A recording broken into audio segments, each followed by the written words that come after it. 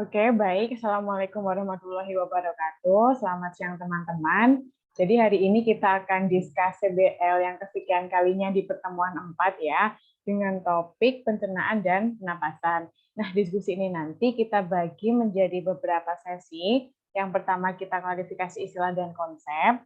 Kemudian selanjutnya kita lanjut ke brainstorming, termasuk di dalamnya nanti kita identifikasi masalah, kemudian analisis kasusnya, dan penyelesaiannya. Kita nanti cari solusinya sama-sama dan hasilnya bisa ditulis ke dalam form SOAP. Gitu. Oke, langsung saja ke sesi yang pertama.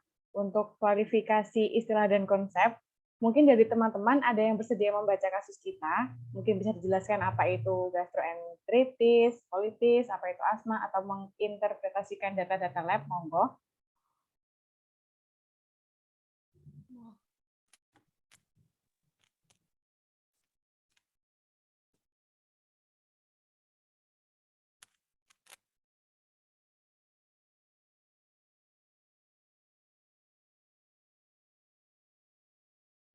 Ya udah aku ya.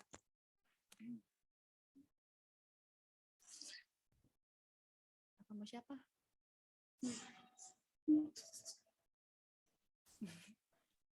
Ya udah aku bacain ya. Suaranya kurang jelas deh kayaknya deh. Nih aku bacain ya, kedengeran nggak? Kedengeran, Mbak. Oh ya udah.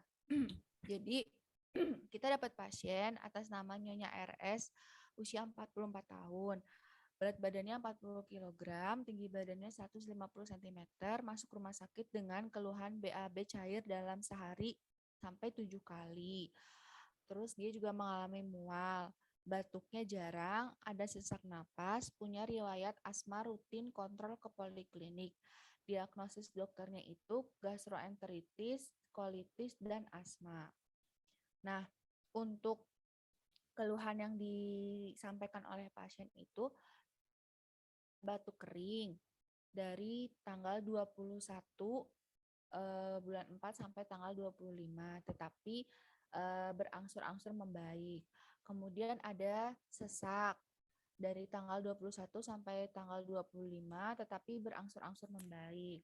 Kemudian BAB pada tanggal 21 itu sampai 7 kali, tapi ada perbaikan di tanggal 22 dan 23 itu menjadi 2 kali, dan di tanggal 24 sampai dengan 25 itu sudah padat. Kemudian pasien ini juga ada mengalami nyeri dada sampai skala 5 di tanggal 21, kemudian membaik di tanggal 22, masuk ke skala 2, dan untuk 23 dan seterusnya tidak mengalami nyeri dada. Untuk pusing dan perut sakit itu ada di tanggal 21 bulan 4, tetapi mengalami perbaikan di tanggal 23. Tanggal 24 dan tanggal 25 juga sudah tidak ada keluhan, pusing dan nyeri perut. Nah, untuk tanda-tanda vitalnya ini bisa dilihat pasien itu mengalami hipotensi dari tanggal 21 sampai tanggal 25. Untuk heart rate-nya itu pasien mengalami kenaikan di tanggal 21 yaitu sebesar 144. Hal ini berkesinambungan dengan keluhannya yang berupa sesak nafas dan lain-lain. Kemudian temperaturnya normal. Kemudian ada peningkatan lagi di RR-nya di hari pertamanya itu 24. Kemudian, nah ini hasil pemeriksaan laboratoriumnya bisa dilihat teman-teman. Ternyata pasien itu mengalami kenaikan leukosit sebesar 17.560. Selain itu juga pasien ini mengalami limfositopenia, yaitu penurunan limfosit sebesar 3,2, di mana nilai normalnya itu 15 sampai 45%. Kemudian ada kenaikan di neutrophil segmen di angka 88,5, di mana nilai normalnya itu 36 sampai 73%. Kemudian ada kenaikan juga di NLR atau neutrophil leukosit rasio, di mana nilai pasiennya itu 27,39. Nah, ini mengindikasikan adanya infeksi berat. Nah, untuk serum kreatinine ini pasien ini normal karena di bawah 1,4 mg per desiliter. Nah, untuk terapi yang diterima pasien selama pengobatan di rumah sakit yaitu berupa injeksi ceftriaxone, aturan pakainya 2x1 diberikan selama di rumah sakit, kemudian injeksi ranitidin 2x1 diberikan selama di rumah sakit, Combifen dan Pulmicort Nebul 1 diberikan selama di rumah sakit, New-Diatab 3x1 diberikan selama di rumah sakit, kemudian Barotek yang isinya Volmoterol 3x1 diberikan selama di rumah sakit, Loperamid 3x1 diberikan selama di rumah sakit, paracetamol tablet 3x1 diberikan selama di rumah sakit, dan infusnya itu menggunakan Normasalin 0,9% dengan aturan pakainya 20 TPM. Seperti itu. Saya kembalikan ke moderator. Oke, terima kasih Mbak Salsa. Dari kasus tadi bisa kita tarik benang merah sekilas. Ada beberapa problematik. Yang pertama itu tadi gastroenteritis, kemudian kolitis, kemudian asma, diare, kemudian pusing dan nyeri perut. Nah, kita masuk ke problematik yang pertama ya. Mungkin ada yang mau membahas dan menjelaskan. Kalau tidak ada, saya tunjuk saja. Aku boleh deh nyoba gastro sebentar.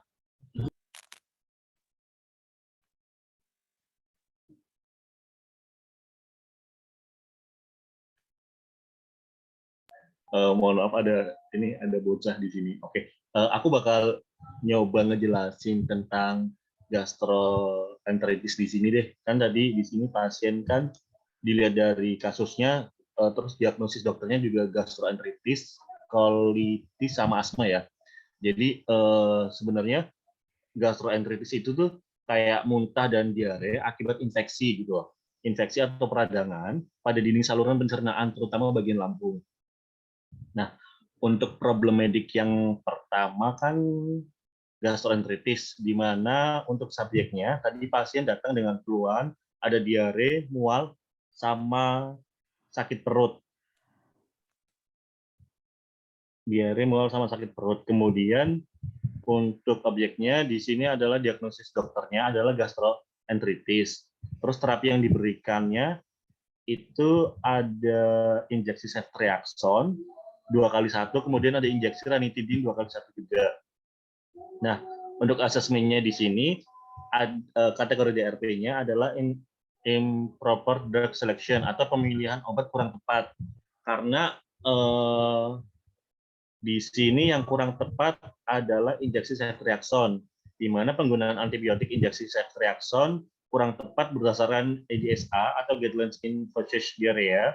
Itu penggunaan antibiotik secara empirik sebaiknya menggunakan golongan fluorokinolon seperti ciprofloxacin atau azithromycin.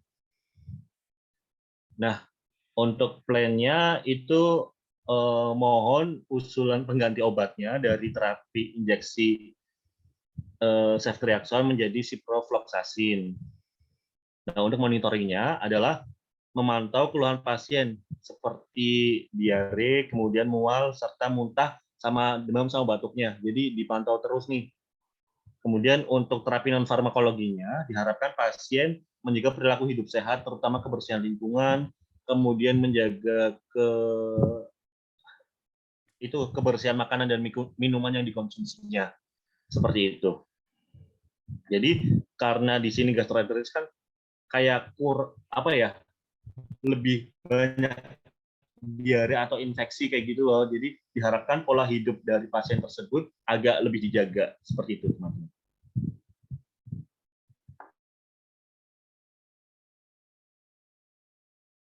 Teman-teman mungkin ada tambahan atau koreksi, silakan disampaikan.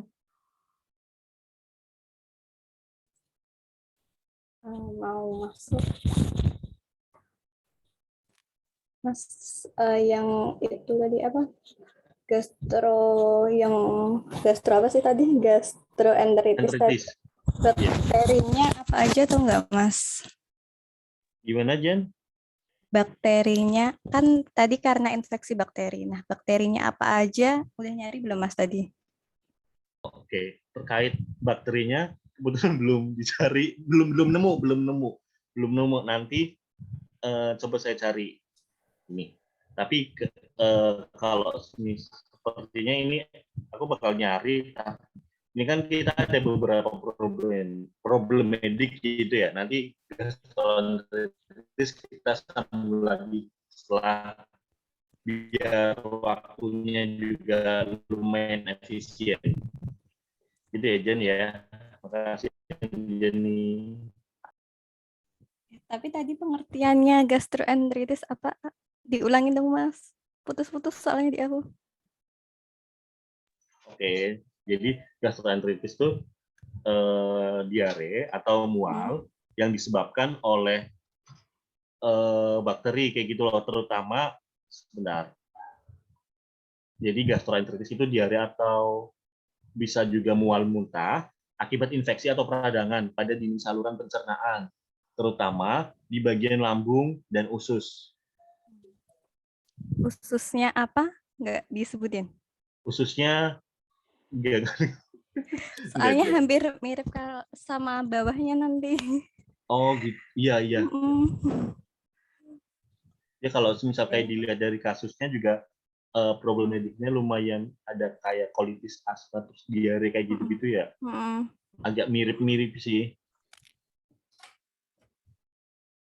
Oke, terima kasih Mas Faiz. Oke, sama-sama. Udah clear?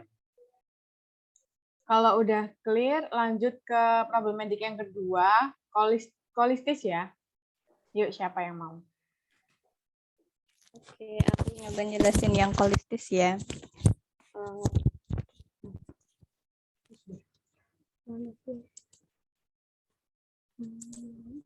Oke, kolistis itu pengertiannya sebenarnya kolistis itu ada 3. Cuman karena ini pasiennya dewasa, jadi antara ulceratif kolistis atau mikroskopik kolistis. Nah, kalau ulceratif kolistis itu peradangan usus besar karena adanya luka, sedangkan mikroskopik kolistis itu karena diare berkepanjangan. Sedangkan pasiennya ini tadi kan luka nggak disebutin, terus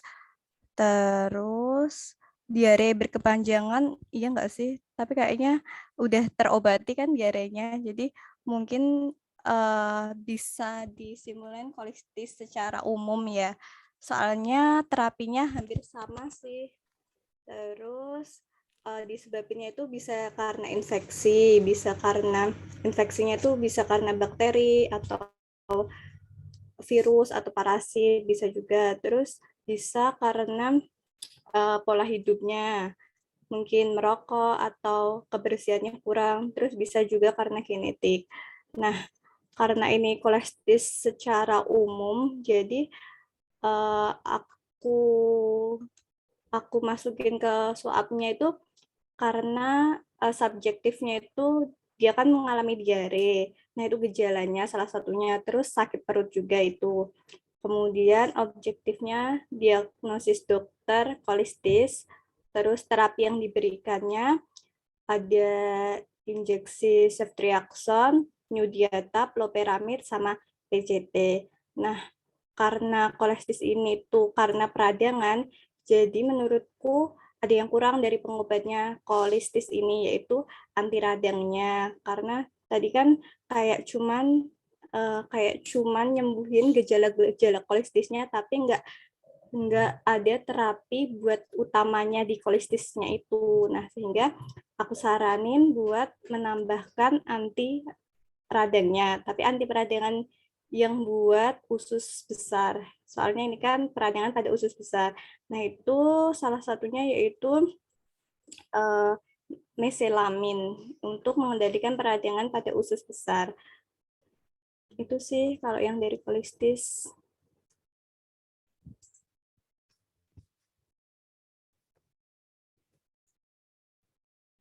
Salsa, sorry, share screen-nya nggak kelihatan.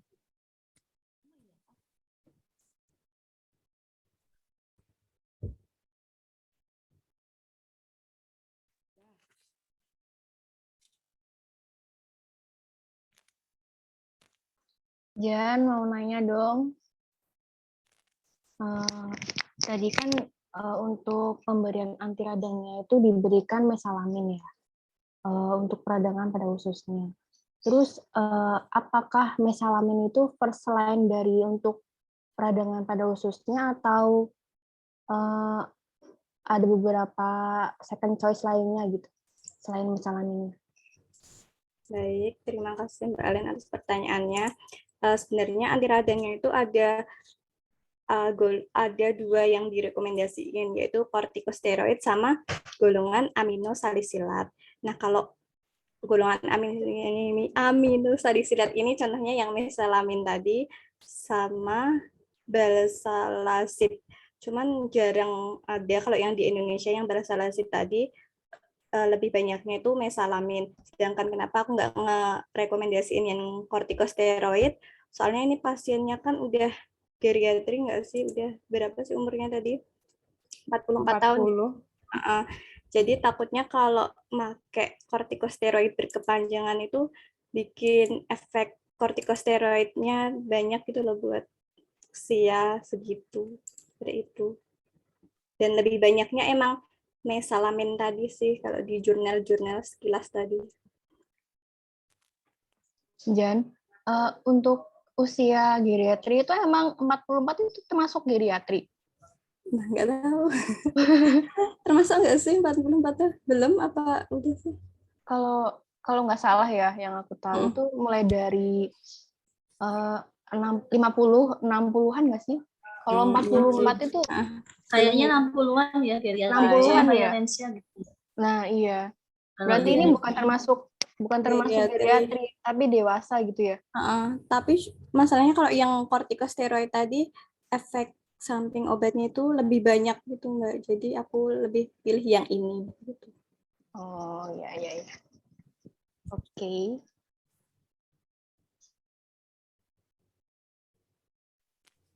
Udah clear? Ada yang nambahin lagi nggak?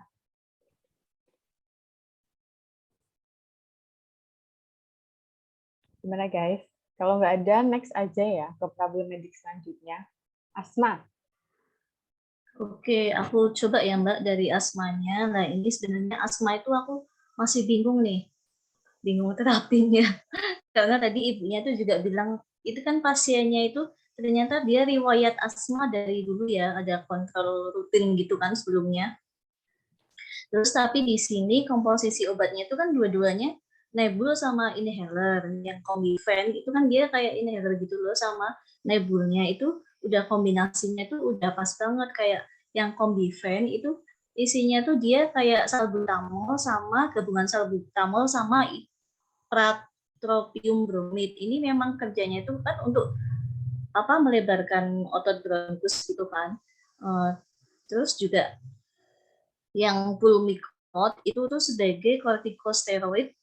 Nah, dia tuh fungsinya sebagai kortikosteroid atau peradangan kayak gitu loh. Kemudian untuk yang Berotek itu, Formoterol itu golongan SABA juga kan. Dia juga budesonide juga kortikosteroid gitu. Bukan. Sebentar. Iya, itu formoterol kayak gitu kan SABA lah. Sesuai dari Gina itu kombinasinya itu udah pas antara ICS sama SABA kayak gitu. Aku tuh jadi bingung apa perlu tambahan apa enggak. Tapi tadi kata ibu itunya bilang kan dia katanya pasien itu cuma kepatuhannya kurang kan. Kepatuhannya kurang, terus juga obatnya kayak gitu. Teknik khusus gitu dia juga belum bisa kayak gitu, apa mungkin dari itunya, karena juga dilihat dari tanggal 21 sampai tanggal 25 itu dia sudah menurun itunya asmanya, serangannya gitu. Nah gimana? Cuma kalau misalkan perlu tambahan obat, berarti obatnya tuh obat yang sistemik kayak gitu, kayak kortikosteroid sistemik kayak metilprednisolon kayak gitu, sama buat asmanya kayak sesaknya apa aminopilin, tapi yang sistemik oral kayak gitu loh. Nah ini tuh aku tuh masih bingung kayak gitu. Gimana menurut kalian, ada masukan nggak atau pertanyaan atau gimana? Bu, mau nanya. Sorry ya guys. Jadi kan ini diberikan 2 inhaler ya. Nah, katanya kan kepatuhannya itu kan kurang. Yang satu nebul. Oh, nebul. Nah, apakah si pasiennya itu kayak apa ya? Kalau misalkan mikirnya umum aja lah, orang udah pakai nebul, terus suruh pakai yang inhaler lagi itu kayak apa namanya ya, ribet nggak sih kalau misalkan orang awamnya gitu. Nah makanya kan tadi Bu Tari bilang untuk kepatuhannya kurang. Apakah nggak diganti untuk sistemik kayak gitu yang tadi Ibu Tari bilang? Iya. Makanya itu nebul itu kan juga alatnya adanya cuma di rumah sakit kan. Kalau pasien di rumah kan dia nggak punya karena dia sedang di rumah sakit akhirnya pakai alat nebul itu kan yang buat itu kayak pengesapan kayak gitu loh kan. Berarti dia di rumah nggak ada kan, cuma adanya kan alat semprot doang kayak gitu. Apa ini tambahan kasih sistemik, kortikosteroid kayak gitu. Sementara berarti kalau yang Berotex itu Valmeterol dia kan untuk pengontrol asmanya. Jadi biar nggak kambuh setiap hari dia kan dikontrol pakai itu semprotan kayak gitu. Jadi apa perlu tambahan sistemik aja apa ya? Aku tuh masih bingung. Ya udah nanti sambil dicari-cari lagi deh gimana. Karena juga dari Gina juga lebih menganjurkan tuh apa kombinasi ICS sama Valmeterol gitu untuk pengontrolnya. Bu, tapi untuk riwayat asmanya tuh nggak tahu berapa tahun ya Bu? Enggak, cuma di situ kan tadi di RM-nya kan disebutkan cuma ternyata pasien itu ada riwayat asma terkontrol kayak gitu.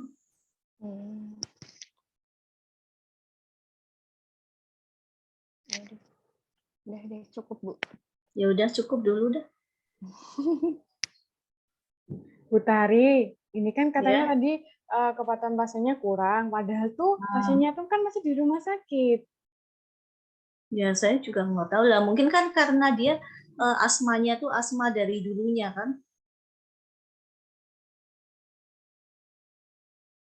Dari yang di RM-nya itu loh Mbak. Oke, Bu Tari. Mungkin yang lain ada tambahan? Ya nanti mungkin sambil ada pencerahan lah. Pencerahan gitu, Bu. Baca-baca guideline lagi. Nanti dicerahin. Ini Anjani live ya? Iya. Anjay, ini kayaknya sinyalnya jelek deh. Sebentar aku WhatsApp. Gimana? Udah? Udah? Oke, next ya. Ke problem medik selanjutnya, diare. Mungkin Mbak Alin bisa menyampaikan. Ditunjuk ya Zul. Iya, sekali-kali. Ya. Jadi pada tanggal 21 Januari, Maret, April, 21 April, pasien itu mengalami BAB cair sebanyak 7 kali sehari. Ini lumayan berat banget ya. Untuk bolak-balik ke WC-nya tuh 7 kali itu lumayan ini guys, lemes.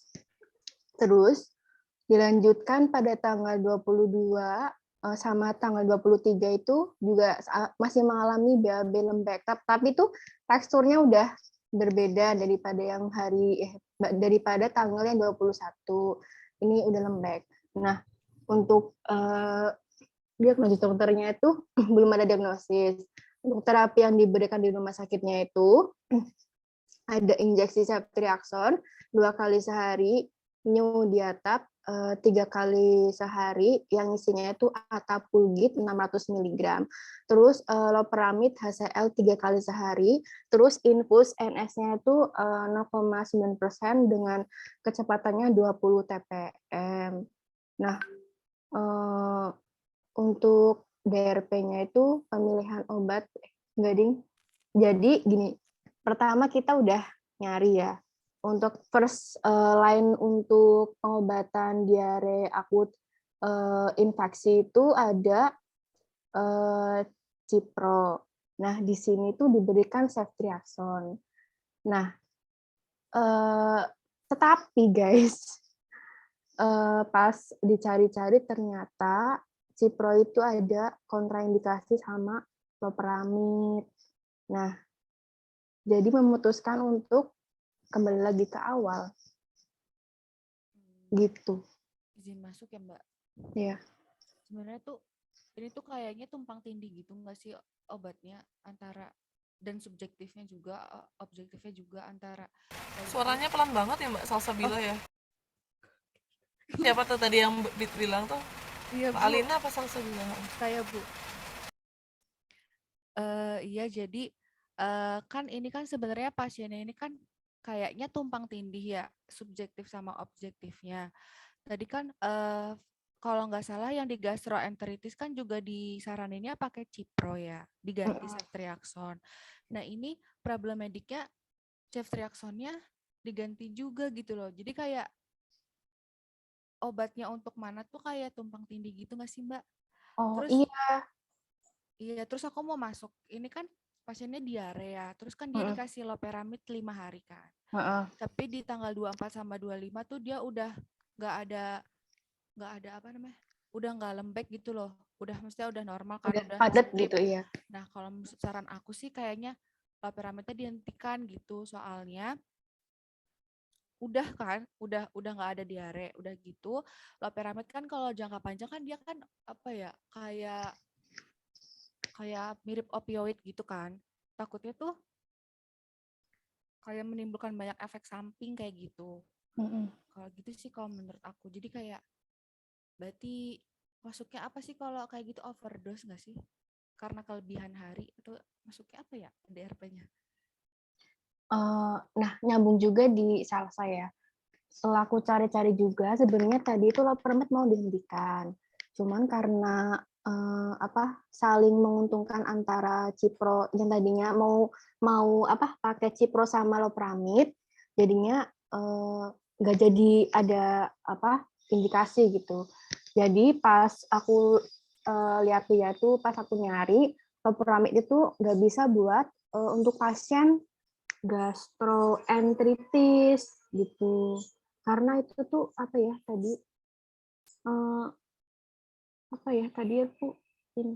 pokoknya tuh nggak bisa gitu, nggak bisa buat pasien ini, katanya buat kayak malah memperparah keadaan gastronya gitu, kalau aku cari sih ya. Berarti ini loperamidnya mau diganti.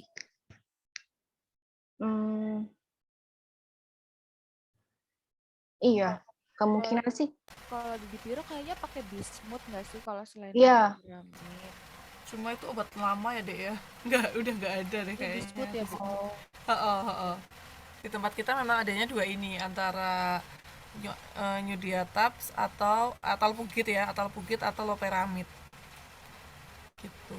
Coba nanti kalau yang tadi kalian bahas, loperamid itu hubungannya dengan kolitis ya, ada nggak loperamid itu hubungannya dengan kolitis, misalnya apakah dia sebagai bisa menyebabkan kolitis atau gimana? Coba nanti, tadi kan Mbak Alina yang menyebutkan kalau si loperamid itu dapat memperparah gastronya gitu. Coba ya sambil dicari aja. Baik Ibu, terima kasih. Nah, lanjutkan lagi ya guys.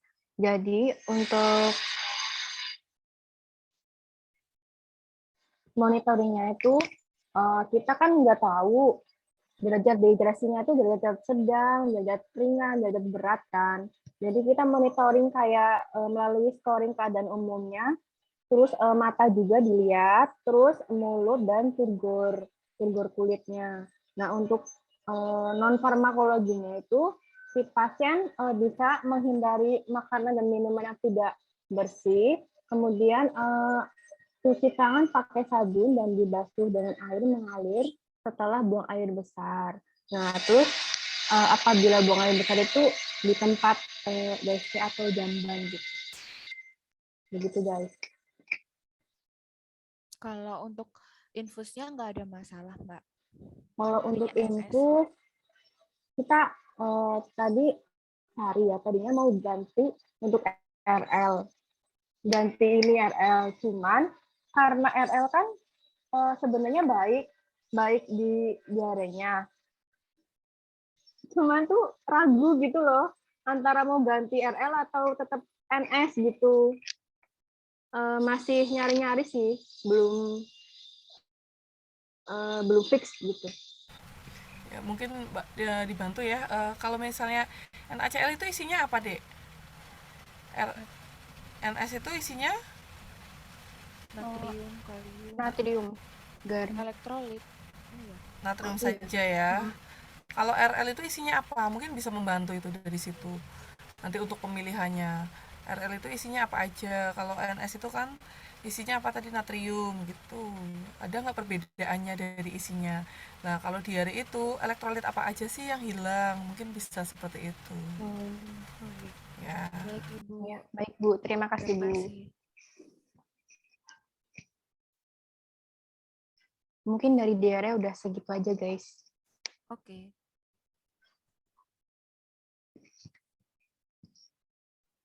Udah, lanjut ke problematik selanjutnya. Pusing dan nyeri perut. Siapa tadi yang Nah. belum menyampaikan? Silahkan. Nah, jadi tadi kan berdasarkan info dari teman-teman yang udah nyari interaksi, kan ada interaksi ya katanya sama yang Barotek, si PCT-nya sama PCT sama apa tuh? Atapulgit ya?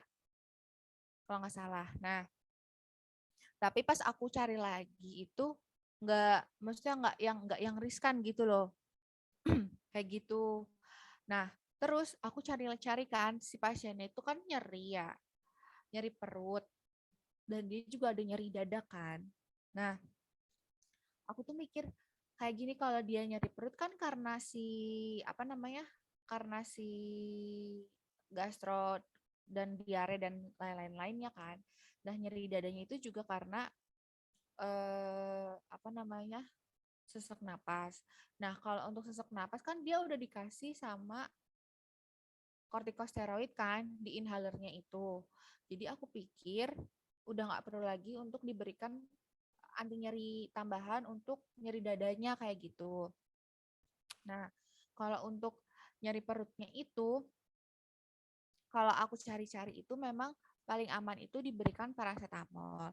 Terus ternyata ada jurnal lagi yang bilang kalau paracetamol itu bisa menginduksi asma kayak gitu karena metabolitnya sinapki itu. Tapi memang kalau dari jurnal itu cuma dilaporkan itu pada ibu hamil dan juga pada anak kecil. Kalau untuk yang dewasa itu memang perlu pemantauan lebih lanjut gitu. Jadi kayak tetap diberikan tapi disertai dengan pemantauan ketat kayak gitu. Jadi kalau aku tetap kepada paracetamol karena itu yang paling aman kayak gitu. Sedangkan kalau pakai NSAID kan takutnya malah jadi ulcer kan. Sedangkan pasiennya juga udah ada indikasi mau ke sana karena ada gangguan pencernaan kayak gitu. Kayak gitu sih dari aku.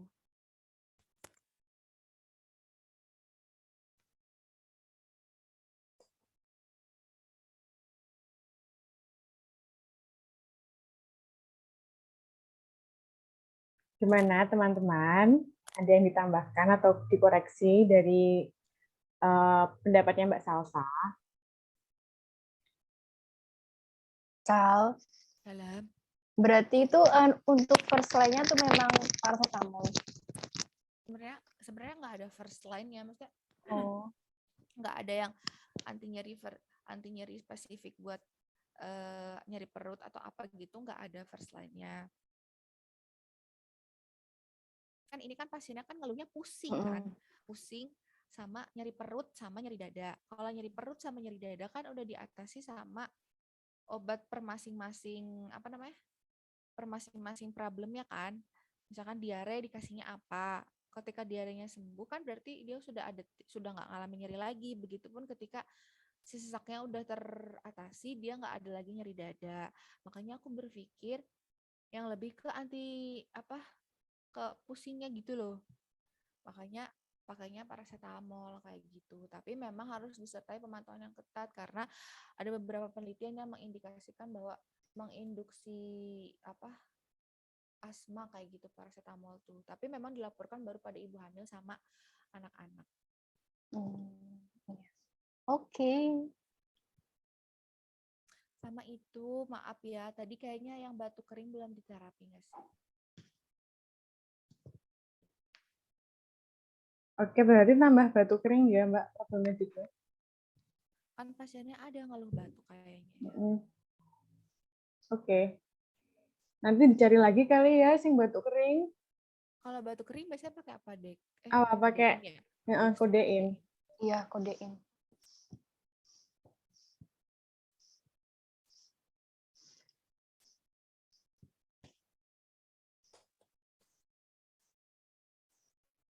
Tapi batuk kan juga itu kan ikut tanda-tanda vital yang ada di asma juga kan, tadi ibunya bilang batuk, terus sesak, terus kayak mengi gitu kan.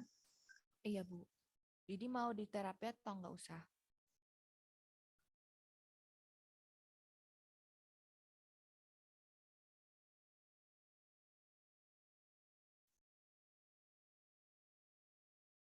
Tapi asma kan kambuhan ya guys. Kalau misalkan kayak lagi capek, kayak kalau misalkan nih kita lihatnya dari yang udah keluar rumah sakit, pasti kan kayak lagi capek, terus debu, terus banyak pikiran juga bisa ini guys, bisa apa? Bisa kambuh gitu. Iya, Mbak. Terus gimana?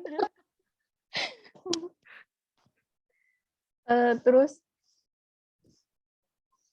mungkin ini kali ya diedukasi kayak tadi yang Bu Tari bilang tentang penggunaan inhalernya gitu ya. Mungkin bisa memperbaiki untuk saluran pernapasannya lebih lega gitu. Itu aja sih mungkin. Kalau tambahan terapi, mungkin kalau menurut aku, kalau misalkan pemakaiannya udah benar, pasti yang lain-lainnya udah meminimalisir gitu loh. Menurut aku. Tapi tadi ada itu ya kontraindikasi, interaksi ya, Berotek itu ya Mbak? Apa, Bu? Oh iya, aku sih coba nyari juga sih ini tahu PCT, tapi nggak tahu ini skalanya mayor, moderat atau Pirotek sama pirotek. Pirotek siapa? Barotek inhaler yang isinya tuh fenoterol hidrobromid. Ya itu isinya salah aku nulisnya.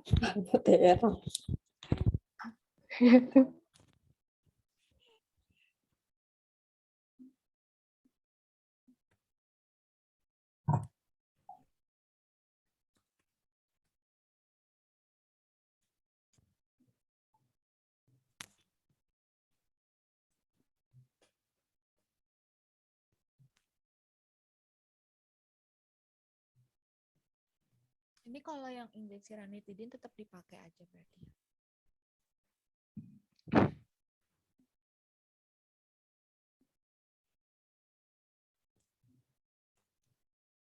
Tadi kan kata Ibu tuh ada apa obat yang nggak perlu dipakai gitu nggak sih? Iya. Nggak dengar Mbak. Apa yang dipakai? Diarenya jadinya makainya apa? Jadi salah satu atau semuanya dipakai? Nah itu juga kan. Nah, double. diarenya itu kita masih nyari, masih belum fix loh. Kalau misalkan kita mau mengeliminasikan si loperamid, berarti yang pakainya tuh atalpugid sama apa tadi sih ya? Zul apa ya tadi Zul? Loperamid, iya. Sama ceftriaxone. Tapi itu belum fix ya, maksudnya kan tadi kan ibunya bilang kalau misalkan tadi ada kayak hubungan-hubungan sama holistisnya itu bisa dieliminasi gitu. Soalnya aku nemunya kan kolestis juga perlu anti diare. Terus ini obatnya yang direkomendasiin loperamid sama bismut atau bismut gitu. Sedangkan tadi katanya kalau loperamid malah berinteraksi kontra sama yang gastro tadi ya. Tadi Anjani ada nggak sih pas Ibu masuk? Nggak ada, ada cuman di akhir masih. Kata Ibu bismut itu udah nggak dipakai nggak sih? Iya, makanya pakai loperamid berarti yang buat kolistisnya. Dan kayaknya emang kalau Iya, misalkan tadi ibunya bilang gitu kan. iya, kayaknya kalau dibandingin loperamid sama atap legit pasti efektifan loperamid nggak sih? Mm-mm. Iya, iya sih. Soalnya tuh dari kebanyakan kontraindikasi sama gastro tuh kebanyakannya tuh benefitnya malah baik kalau misalkan disandingkan dengan antibiotik gitu. Nah, Emang KI gastronya apa, Mbak? Perdarahan atau apa? enggak ini loh kayak memperparah apa sih Gastronya. bentar.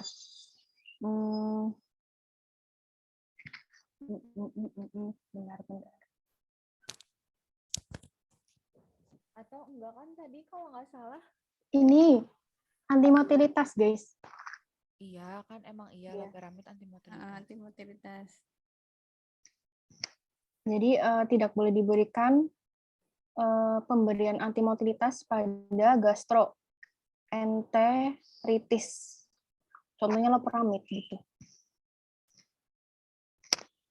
Makanya aku tuh belum fix, guys. Maksudnya masih bingung, ambigu gitu antara mau ngelepasin loperamid atau tetap mau pakai Kalau kata aku sih pakai. ya. Soalnya Berarti yang dilepas new diatap. Soalnya pasiennya udah 7 kali dan dia ada muntah juga. Loperamid itu kan kerjanya cepat kan. Dia antimotilitas ya udah gitu. Langsung menghambat peristaltik ususnya jadi kayak cepet aja gitu. Nah ini problematiknya itu berarti overdose.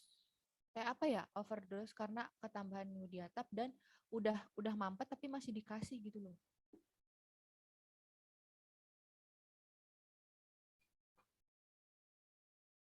Guys nih, aku dapat juga jurnal kan ya.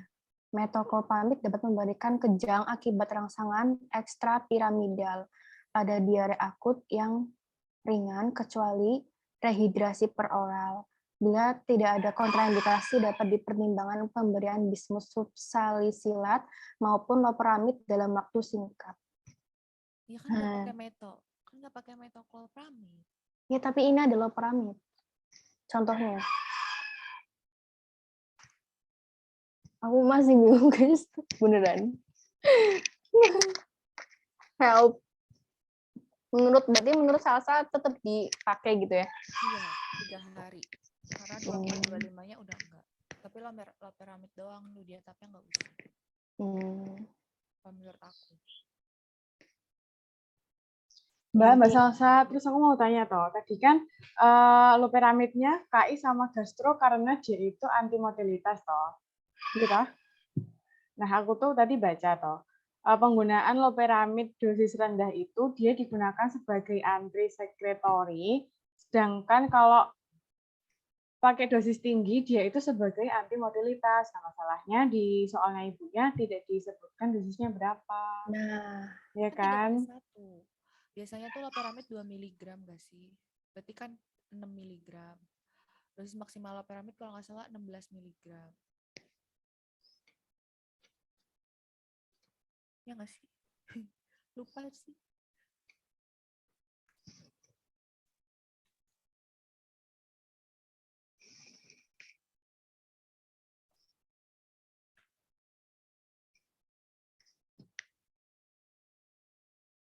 Terus kayaknya saran aku ya, antibiotiknya 1 aja nggak sih? Problem mediknya gitu loh. Soalnya kan tadi diare ngebahas antibiotik juga, terus Faiz ngebahas antibiotik juga nggak sih? Padahal sebenarnya maksudnya 1 kan? Apa 2?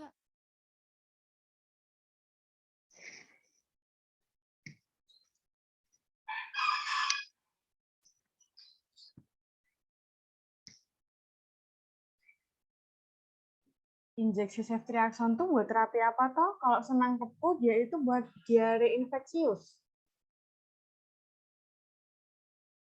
Kalau colitis pakai apa? pakai antibiotik. Cuman karena antibiotik bakterinya nggak ditentuin kan, nggak tahu apa kan, jadi pakai ceftriaxone bisa sih, soalnya kan Tadi aku nyari bakterinya kolestitis tuh kayak E. coli, Salmonella typhi, kayak gitu kan gram negatif. Sedangkan ceftriaxone bisa pakai yang buat gram negatif.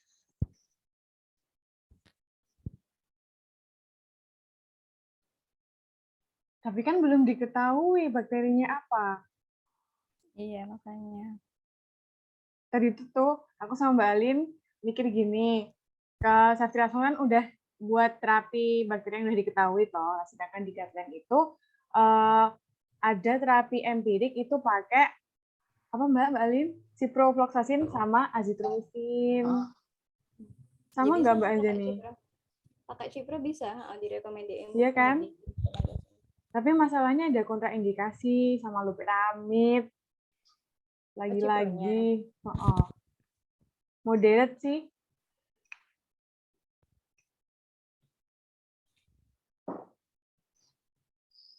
Jadi baiknya gimana Mbak Salsa? Saya nggak denger.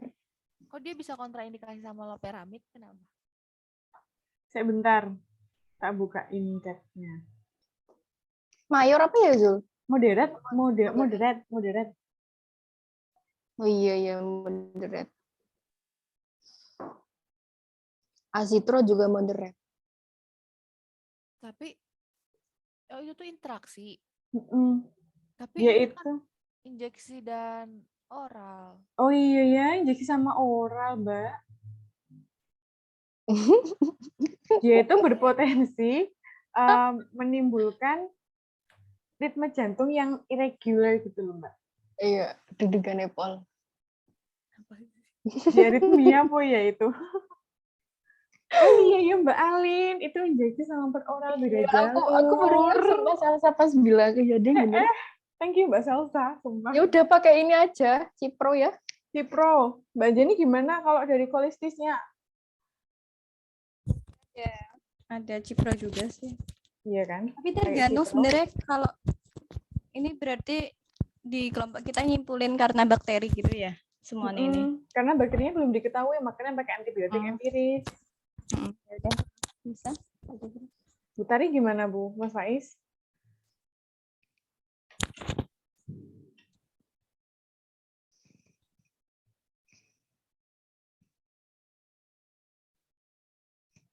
Gimana guys? Ada tambahan lagi? Aku kan tadi sempat nyari bakteri penyebab gastro itu enteritis. Itu tuh gastroenteritis itu disebabkan oleh bakteri sama virus. Nah bakterinya tuh itu namanya Campylobacterius bacterium, virusnya rotavirus sama rotavirus. Bentar. Rotasi virus ya? Bakteri sama virus. Ya lanjut. Sebentar.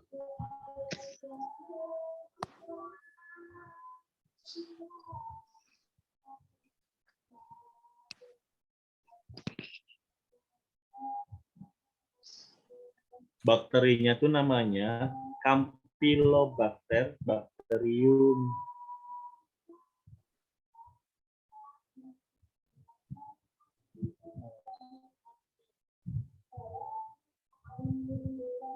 Tapi aku juga kayak nggak yakin. Soalnya ini nemunya di itu.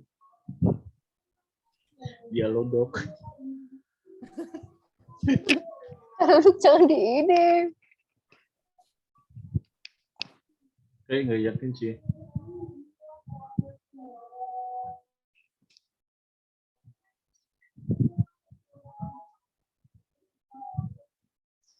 Sal, share screen-nya nggak kelihatan. Nih, bentar. Aku mau yang lain. Ini ya. Kelihatan nggak? Kelihatan. Tadi aku juga nyari. Kelihatan, Mbak. Di sini tuh ini enggak sih yang Salmonella, Campylobacter, Shigella, Shiga toxin, Vibrio.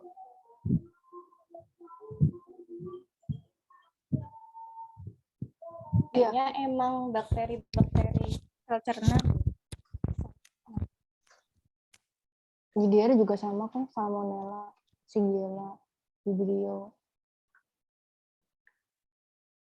Kalau yang kolisis sama. Iya, sama. Kayaknya bakteri saluran cerna semua. Berarti tetap pakai cipro. Bisa. Tadi ada sih, Cipro juga direkomendasi. Cipronya sampai kapan?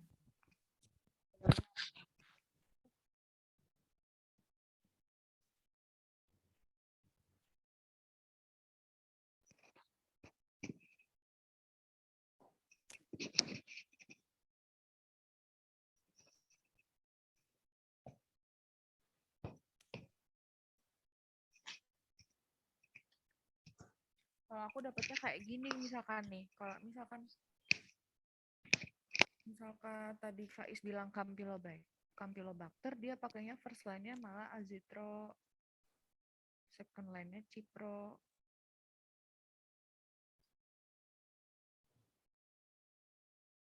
Kalau ini tuh kayak udah diidentifikasi gitu penyebabnya loh. Nah kalau belum tuh kayaknya yang atas, yang cipro, levo, azitro gitu. Tapi di aku yang diare itu, Campilo itu pertamanya Cipro. Terus second line-nya itu Azitro.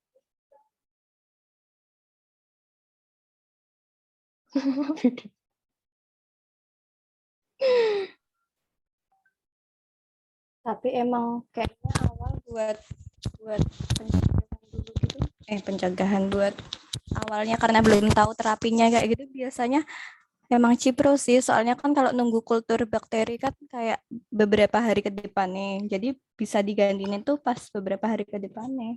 Setauku.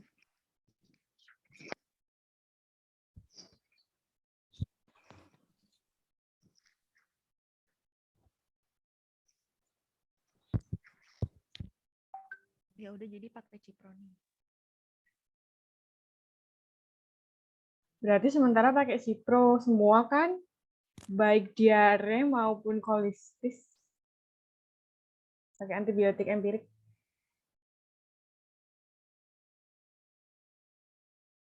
Iya, colitis cipro bisa.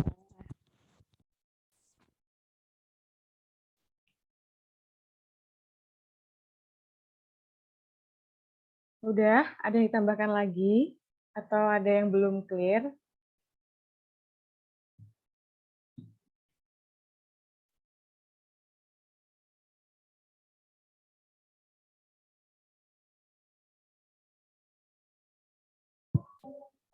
Udah sepertinya.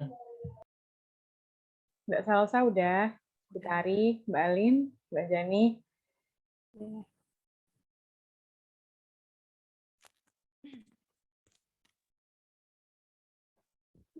Udah kan? Ya udah. Oke, sementara semua problematik sudah dibahas ya teman-teman. Mungkin Mbak Salsa sebagai notulis bisa disampaikan kembali hasil diskusnya. Ya, terima kasih moderator. Jadi hasil diskusi kita hari ini untuk per problem medik itu yang pertama ada gastroenteritis. Jadi seperti yang tadi disampaikan, bahwasanya gastroenteritis itu merupakan suatu keadaan di mana pasiennya itu mengalami muntah, diare yang bisa disebabkan karena infeksi bakteri maupun virus. Nah, untuk DRP-nya itu berupa obat kurang tepat, di mana injeksi ceftriaxone ini akan disarankan untuk diganti menggunakan fluorokinolon berupa cipro maupun azitro, tetapi dipilih menggunakan cipro sebagai first line-nya. Nah, untuk problem medik yang kedua itu berupa kolitis. Jadi untuk DRP-nya ini berupa penambahan terapi untuk anti radangnya, disarankan menggunakan mesazalamin yang cara kerjanya itu fokus di anti radang untuk usus besar, seperti itu. Nah, untuk problem medik yang asma ini masih perlu diskusi kembali.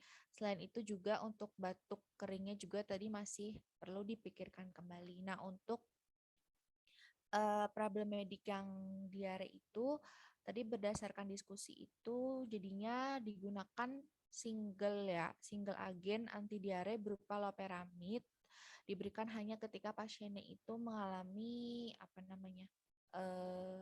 feses yang cair ya, ketika fesesnya itu sudah tidak ada indikasi dia diare, semisal lembek itu, si loperamidnya itu dihentikan, seperti itu. Nah, untuk pusing dan nyerinya tadi itu tetap digunakan paracetamol 3x1 selama nyeri dan pusingnya masih berlangsung.